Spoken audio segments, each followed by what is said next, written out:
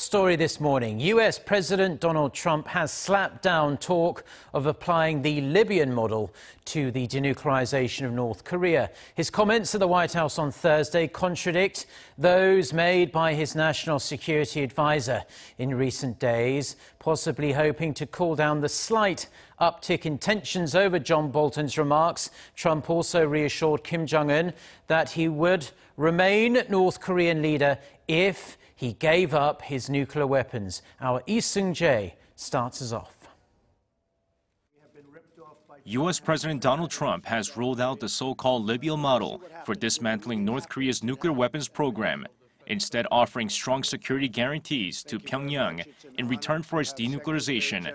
He pledged that the U.S. would grant the North such a guarantee if a satisfactory deal is struck. The model, if you look at that model with Gaddafi, that was a total decimation. We went in there to beat him. Now, that model would take place if we don't make a deal, most likely. But if we make a deal, I think Kim Jong-un is going to be very, very happy. The Libyan model, which has been pushed on U.S. news networks by President Trump's national security advisor, John Bolton, calls for a quick dismantlement of North Korea's nuclear program with no guarantee of benefits to the regime in the process. Pushing back against Bolton's remarks, Trump insisted protection for Kim and his regime would be very strong if the regime fully denuclearizes. We're willing to do a lot, and he's willing to, I think, do a lot also. And I think we'll actually have a good relationship, assuming we have the meeting and assuming something comes of it. And he'll get protections that will be very strong.